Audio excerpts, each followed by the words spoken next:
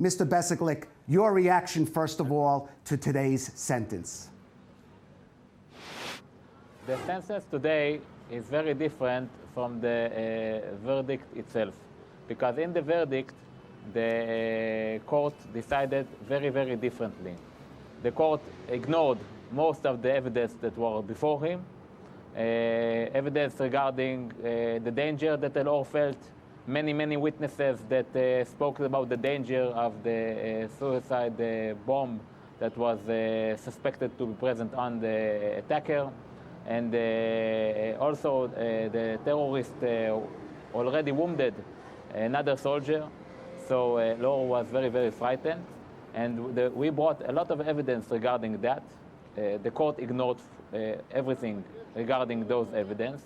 But here today in the sentence itself talks about many parts of the evidence that the court itself ignored in the verdict. I mean, the reactions of the high military system officers, including the Minister of Defense, the former Minister of Defense, that spoke against the soldier. The verdict ignored it. The sentence didn't ignore it.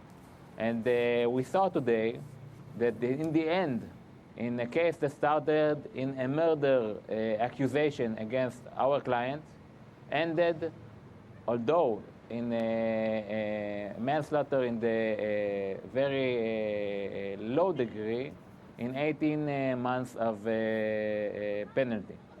And in the end, we are going to appeal. We are going to appeal regarding the verdict itself and also the penalty. And what do you say to those who say 18 months, it's not that long in prison? There are many even lesser crimes in the Army that you can get 18 months for. Shouldn't that be a fair punishment? It's really not that much time.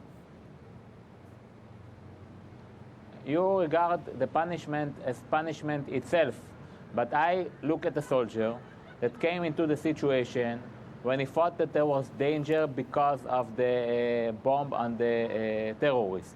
And he also saw a knife. And in the end, it was, and that's the verdict ignored, but the sentence does say it was a combat situation.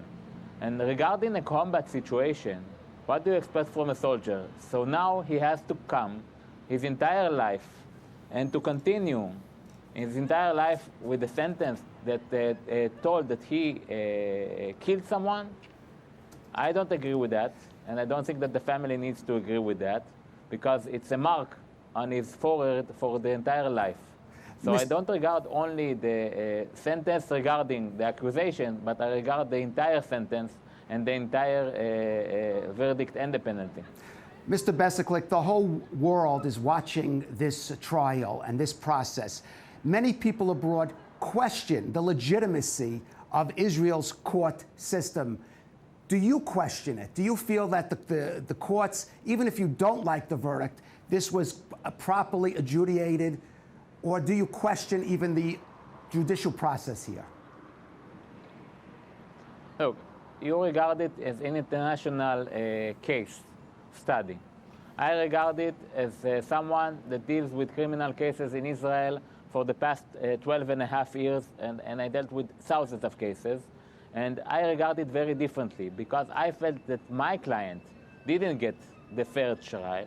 I think that the judicial system itself is very, very good in Israel.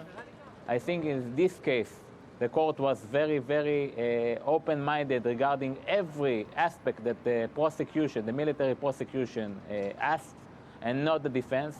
And I think that the influation that was caused because of the high ranks of the military that saw these actions as very, very severe and not good regarding and regardless any evidence, because they didn't see any evidence, caused the court to decide what, the way that he decided.